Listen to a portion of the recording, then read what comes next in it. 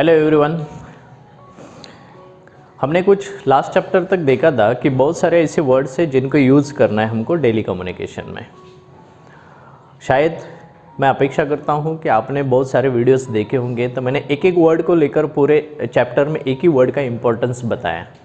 जो भी इंटरेस्टेड है, जो भी एक्साइटेड है इंग्लिश को बोलने के लिए या अच्छी तरह से लिखने के लिए विदाउट मेकिंग एनी मिस्टेक, तो अच्छी तरह से सीख पाएंगे अगर ये वीडियोस को आप अगर लास्ट तक देखेंगे, क्योंकि आज मैं फिर से आपको अलग एक वर्ड का इंपॉर्टेंस बताने जा रहा हूँ। So welcome to my channel. अगर चैनल पे नए हो तो सब्सक्राइब कीजिएगा और वीडियो पसंद आए तो ज़रूर लाइक कीजिएगा।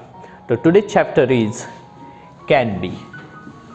कैन बी, एक बात ध्यान में रखो, इसके पहले हमने कैन को पढ़ा था। मैं यहाँ पे बताने जा रहा हूँ कैन और बी, या we have to just learn about these two words can plus be। तो what is the importance of can plus be? हमको ये दोनों वर्ड का यूज़ इस्तेमाल कब करना है और सेंटेंस कैसे बनाने, ये सीखना है हमें। तो इसके पहले तो मैं बता दूं पहले कि कैन एक मॉडल ऑक्सिलरी है, जिसके बारे में हमने कुछ पहले पढ़ा था कि मॉडल ऑक्सिलरी का इम्पोर्टेंस अलग होता है। अगर किसी भी बात को मतलब कैन अगर प्रेजेंट करते हैं तो एबिलिटी को शो करता है। Yes, you can do it, it means that you have the ability to complete that job. मतलब वो बात करने के लिए आप में वो क्षमता है। लेकिन we are talking here not about can, we are not talking about any ability, we are talking about the once again the two things, and that is the first one is quality and second one is condition। इसमें क्या होता है कि जब भी बात करने का मतलब जैसे आपको अपॉर्चुनिटी मिलती है, if you want to just get that opportunity and if you want to just take the participation in the communication, कोई भी आदमी आपसे बात कर रहा है और उस टाइम अगर वो सेंटेंस बोलता है तो उसका मीनिंग हमको पता होना ज़रूरी है। और इतना ही नहीं, अगर आपको भी इंग्लिश में बोलना है तो आपको इन वर्ड का इम्पोर्टेंस पता होना बहुत ज़रूरी है। तो दोनों में फ़र्क क्या है? तो कैन बी जब आता है तो वो क्वालिटी को प्रेजेंट करता है और कंडीशन को प्रेजेंट करता है। कि लास्ट टाइम जैसे मैंने बताया था आपको, शुड बी है बराबर, जैसे मैंने शुड भी बताया था, हैव टू बताया था। बहुत सारे ऐसे वर्ड्स है, उनका पर्टिकुलर यूसेज है, मतलब उसी समय उसको इस्तेमाल करना पड़ता है। अगर वैसे ही सेंटेंस बनाने हैं तो उस सेंटेंस को बनाने के लिए क्वालिटी और कंडीशन में क्या डिफरेंस होता है।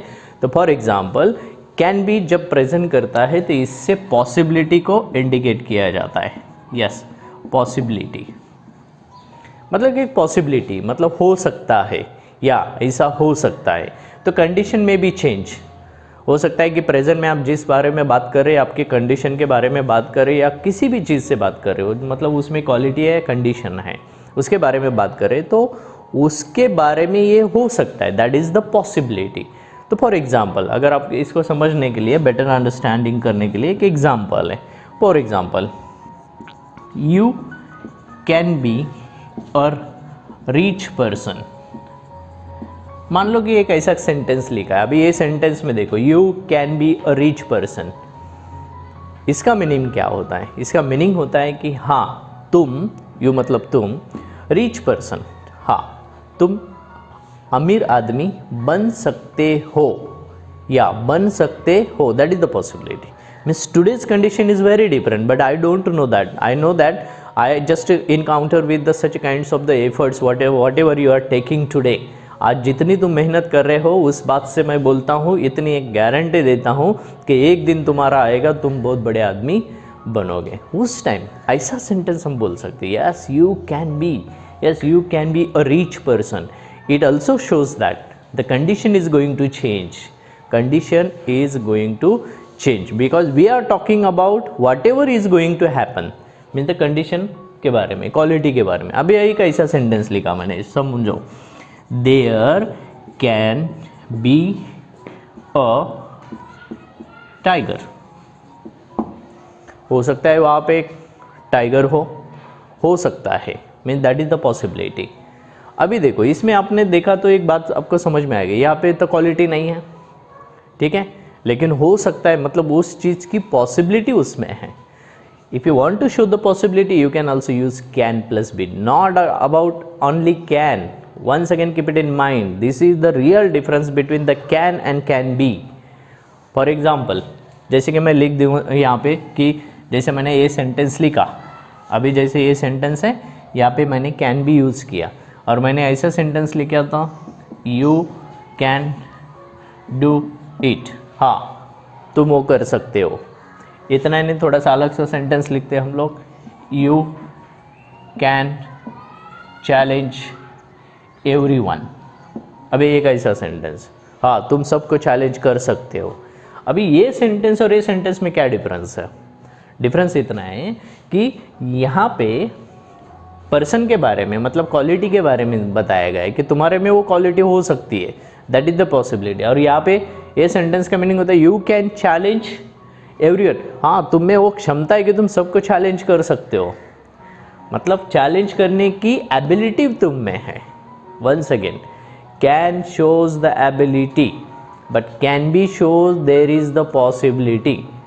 तो यहाँ पे कैन बी आने के बाद ये पॉसिबिलिटी हो सकती है। जैसे कि हम लोग ऐसे भी बोल सकते हैं she can be successful woman. Okay, ये भी सेंटेंस है, she can be a successful woman, वो एक सक्सेसफुल वुमन हो सकती है, हो सकती है, means once again there is the possibility. ये बात को ध्यान में रखना बहुत जरूरी। Once again I want to draw your personal attention whenever you participate in the communication with other people, so you should know the meaning of such kinds of the words and you should know the proper usage also। दोनों का मतलब जानना बहुत ज़रूरी है, किस जगह पे कौन सा वर्ड यूज़ करना है ये बहुत ज़रूरी है। अभी एक सबसे इम्पॉर्टेंट है जो डिफरेंस है, बहुत बार ऐसा होता है कि प्रॉपर यूसेज होने के बाद भी इंडियन स्पीकर कुछ वर्ड्स को ऐसे इस्तेमाल करते हैं तो उसका मीनिंग भी सेम होता है। मतलब कौन सा? फॉर एग्ज़ाम्पल कि जैसे मैंने अभी कैन बताया आपको, तो ये दोनों में डिफरेंस क्या है? देखो, कैन बी भी और कुड बी, ये दोनों वर्ड है। कैन बी का ही मतलब पॉसिबिलिटी होता है और कुड बी का मतलब आप देख सकते हो यहाँ पे कैन का कुड एक पास्ट पार्टिसिपल है, एक पास्ट फॉर्म है, मतलब वो हो सकता था। ओके, यहाँ पे हो सकता है, सिंपल सी बात है। मैं यहाँ पे लिख देता हूँ हो सकता है। ओके, एक ऐसा सेंटेंस होता है, यहाँ पे हो सकता था।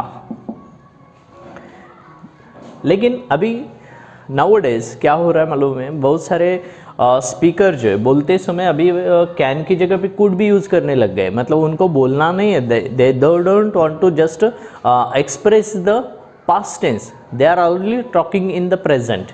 उनको प्रेजेंट से रिलेटेड बोलना है, लेकिन वो पास्ट के बारे में नहीं बोलते, लेकिन एक्चुअल में मीनिंग उसका पास्ट से रिलेटेड होता है। तो बहुत जगह पे अभी कैन बी की जगह कुड भी यूज़ कर दे, मतलब इट कुड बी हैपन। अभी एक सेंटेंस है, कितना सिंपल है, देखो, इट कुड बी हैपन मतलब क्या? हाँ, हो सकता है। For example, two people are just talking with each other, एक दूसरे के साथ बात कर रहे हैं, they are just discussing any subject for example. तो उस टाइम अगर उसको लगता है, वो फील करता है कि हाँ भाई ये ऐसा हो सकता है, ऐसा हो सकता है, मीन्स उस टाइम वो इंग्लिश में बोलते समय ये सेंटेंस बोलता है, हाँ इट कुड बी हैपन, मतलब सेम होता है, हाँ ऐसा हो सकता है। हो सकता था नहीं बोलना है उसको, उसको बोलना है कि हाँ ऐसा हो सकता है, लेकिन उसका सेंटेंस क्या है? It could be happen. अभी तो सेम सेंटेंस को ऐसे भी बोला जाए, हाँ this can be happen, this can, हाँ ऐसा हो सकता है। तो दोनों का मीनिंग सेम है। So don't just make the trouble while you speaking English, क्योंकि बहुत बार ऐसा होता है कि बहुत सारा कन्फ्यूजन अगर हमने कर लिया तो हम डेली कम्युनिकेशन नहीं कर पाते। तो दोनों में ये डिफरेंस है, कैन बी और कुड बी, दोनों का मतलब एक ही होता है, एक साथ ही यूज़ करते हैं। तो उसका मीनिंग आप गलत मत लीजिएगा, उसका मीनिंग यही होता है कि हो सकता है, it means that the possibility.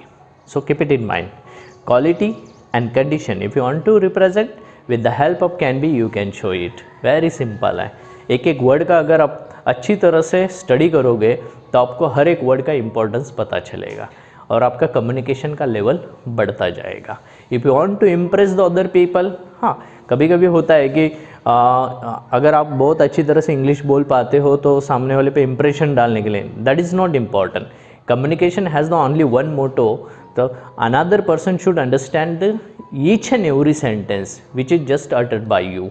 तुम जितने ही बोलते हो तो उसको समझना बहुत ज़रूरी है. Don't show that you are the most intellectual person. कि बहुत बार हमको बहुत कुछ आता है, don't like to just show that one. कि तुम्हारे पास कम्युनिकेशन का वही स्किल होता है जो सामने वाला हर एक वर्ड को समझ पाता है. तो अगर इस तरह से आप बात करोगे, इस तरह से आप सेंटेंस बनाओगे तो बहुत अच्छी तरह से आपका इंग्लिश का लेवल बढ़ जाएगा. तो आज के चैप्टर में हम लोगों ने इतना ही पढ़ा, कैन और कुड बी. इसका मतलब बहुत शॉर्ट में हो सकता है, दैट्स ऑल. शायद I expect that all of you understood and also like this video very much. So don't forget to share this one. तब तक के लिए मिलते हैं नेक्स्ट चैप्टर में. Okay, thank you very much. Have a nice day.